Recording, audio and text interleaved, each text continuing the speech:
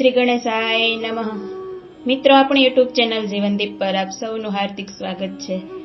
આજના વિડીયામાં આપણે સાંભળીશું જ્યેષ્ઠ વદ 11 એટલે કે યોગીની એકાદશી, જેનું વ્રત, કથા, મહાત્મય, તેનું મુહૂર્ત, પારણા અને ઉપાય વિશે આપણે આ વિડીયામાં સાંભળીશું। તો મિત્રો, મારી ચેનલમાં આપ જો નવા હો તો મારી ચેનલને સબસ્ક્રાઇબ જરૂર કરી દેજો, જેથી આવનારા અવનવી ધાર્મિક વિડીયાની માહિતી આપ સુધી સૌપ્રથમ પહોંચી શકે। અને આ વિડીયાને તમારા મિત્રોમાં, પરિવારમાં શેર કરજો અને કોમેન્ટમાં જય શ્રી નારાયણ જરૂર લખજો। તો ચાલો જાણીએ યોગીની એકાદશી વિશે। ઋષિમુનિઓએ ભારતીય સંસ્કૃતિને ઊંચી લાવવામાં મહત્વનો ભાગ ભજવ્યો છે। તેઓએ પાપ પુણ્યનો, સ્વર્ગ નર્ક આદિનો વિચાર પ્રદર્શિત કરી મનુષ્યને સારા માર્ગે ચાલવા, સારા કર્મો કરવા, જપ, તપ, વ્રત, ઉપવાસ કરવા સૂચન કર્યું છે, જેમાં એકાદશીના વ્રતનું મહાત્મય ખૂબ જ મોટું છે। એકાદશી એટલે 11। એકાદશીના વ્રતમાં ઉપવાસ કરવો જરૂરી છે। બને ત્યાં સુધી ઉપવાસમાં ફક્ત ફરાળ કરવો જોઈએ। જુદી જુદી ફરાળી વાનગીઓ બનાવીને આહારમાં લેવી ન જોઈએ। પુરાણોમાં જણાવવામાં આવ્યું છે કે દિવસમાં એક વખત ભોજન લઈને એકાદશીનું વ્રત કરનારને એક ભવમાં પાપ નાશ થાય છે। એક વખત જમનારનો એક ભવમાં પાપનો નાશ થાય છે। એકાદશી, હિન્દુ ધર્મમાં એકાદશી તિથિનું વિશેષ મહત્વ છે। તમને જણાવી દઈએ કે દર મહિને 2 એકાદશીઓ આવે છે, એક કૃષ્ણ પક્ષમાં અને બીજી શુક્લ પક્ષમાં। જ્યારે એકાદશી વ્રત ભગવાન વિષ્ણુને સમર્પિત છે। એવી માન્યતા છે કે જે વ્યક્તિ એકાદશીનું વ્રત રાખે છે તે ભગવાન વિષ્ણુની પૂજા કરે છે, તેમની તમામ મનોકામનાઓ પૂર્ણ થાય છે, સાથે જ વ્યક્તિને બધી પરેશાનીઓમાંથી મુક્તિ મળે છે। તમને જણાવી દઈએ કે યોગીની એકાદશી જુલાઈ મહિનાની 2 તારીખ અને શુભ સમય, પૂજા વિધિ, મહત્વ અને વ્રતકથા આપણે જાણીશું। યોગીની એકાદશી 2024 તિથિ, પારણા, શુભ સમય જાણીએ આપણે।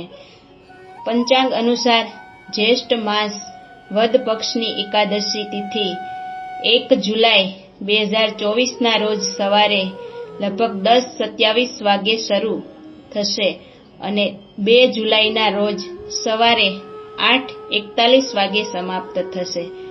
તેથી 2 જુલાઈ 2024 મંગળવારના રોજ યોગીની એકાદશીનું વ્રત કરવામાં આવશે।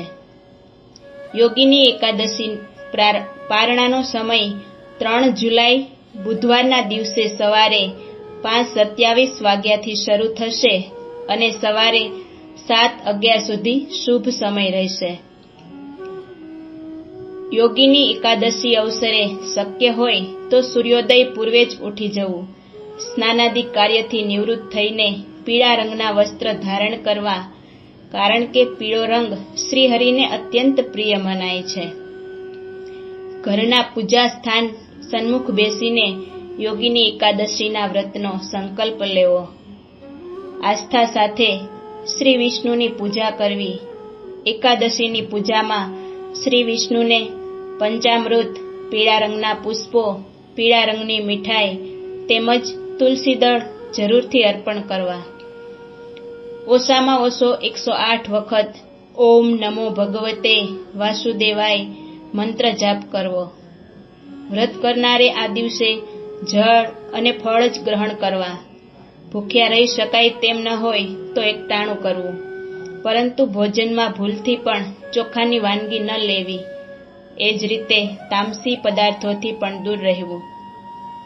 યોગીની એકાદશીના અવસરે કોઈ જરૂરિયાતમંદને અનાજ, વસ્ત્ર કે ચપ્પલનું દાન કરવું ફળદાયી મનાય છે। શક્ય હોય તો એકાદશીએ રાત્રે શ્રી હરિના ભજન કીર્તન કરતા જાગરણ કરવું। દ્વાદશીએ બ્રાહ્મણોને દાન દક્ષિણા આપી કે ભોજન કરાવી વ્રતના પારણા કરવા। યોગીની એકાદશીનું વ્રત વ્યક્તિના પાપ કર્મનો નાશ કરી તેને શુભ ફળ પ્રદાન કરે છે। આપણે હવે સાંભળીએ યોગિની એકાદશીનું મહત્વ. યોગિની એકાદશીનું હિન્દુ ધર્મમાં ખૂબ જ મહત્વ છે. આ દિવસે સૃષ્ટિના પાલનહાર શ્રી હરિ વિષ્ણુની પૂજા કરવાનું વિધાન છે. એવી માન્યતા છે કે યોગિની એકાદશીનું વ્રત કરવાથી વ્રતીને બધા પાપોથી મુક્તિ મળી જાય છે.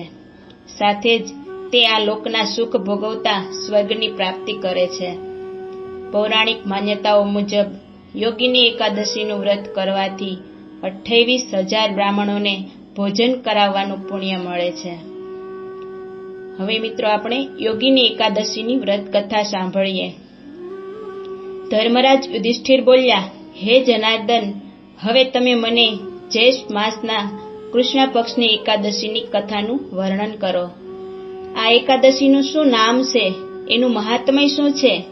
શ્રી કૃષ્ણ ભગવાન બોલ્યા, જેઠ માસના કૃષ્ણ પક્ષની એકાદશીનું નામ યોગિની એકાદશી છે. તે વ્રતથી સમસ્ત પાપ નષ્ટ થાય છે. શ્રી કૃષ્ણ ભગવાન બોલ્યા, જેઠ માસના કૃષ્ણ પક્ષની એકાદશીનું નામ યોગિની એકાદશી છે. તે વ્રતથી સમસ્ત પાપ નષ્ટ થાય છે. આ વ્રત આ લોકમાં ભોગ અને પરલોકમાં મુક્તિ આપનારું છે. આ વ્રતથી પાપ નષ્ટ થાય છે. હું તમને પુરાણમાં કહેલી કથા કહું છું. અને ભગવાન કથા સંભળાવે છે કે અલકાપુરી નગરીમાં કુબેર નામનો રાજા રાજ્ય કરતો હતો. તે શિવ ભક્ત હતો. તેમની પૂજા કરવા તે હેમામાલી પુષ્પ લાવતો હતો. તેને શિવાલાક્ષી નામની સુંદર સ્ત્રી હતી. એક દિવસ તે માનસરોવરમાંથી પુષ્પ લઈ આવ્યો, પરંતુ કામાસક્ત થવાના કારણે પુષ્પોને રાખીને તે પોતાની સ્ત્રી સાથે રમણ કરવા લાગ્યો અને બપોર સુધી પુષ્પ આપવા ન ગયો. જ્યારે રાજા કુબેર તેની રાહ જોતા જોતા બપોર થઈ ગઈ તો તેને ક્રોધપૂર્વક પોતાના સેવકોને આજ્ઞા કરી કે તમે લોકો જઈને જુઓ કે હજી સુધી હેમમાલી પુષ્પ લઈ કેમ નથી આવ્યો.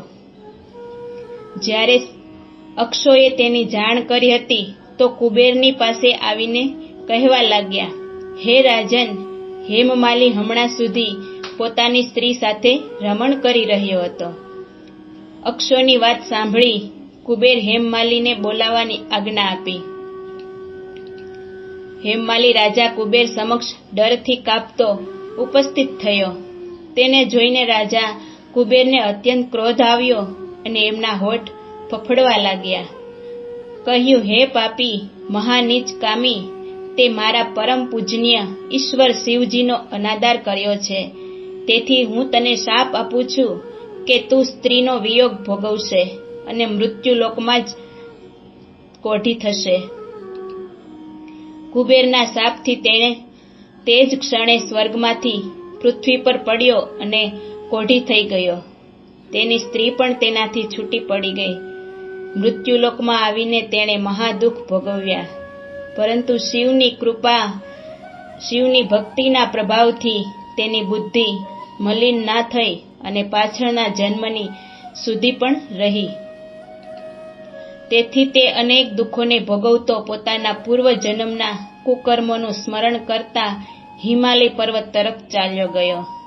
ચાલતા ચાલતા માર્કેટિંગ ઋષિના આશ્રમે પહોંચ્યો. તે ઋષિ અત્યંત વૃદ્ધ અને તપસ્વી હતા. તે બીજા બ્રહ્માના સમાન લાગતા હતા. તે આશ્રમ બ્રહ્માની સભાના સમાન શોભતો હતો. હેમમાલી ત્યાં ગયો અને પ્રણામ કરી તેમના ચરણમાં પડી ગયો.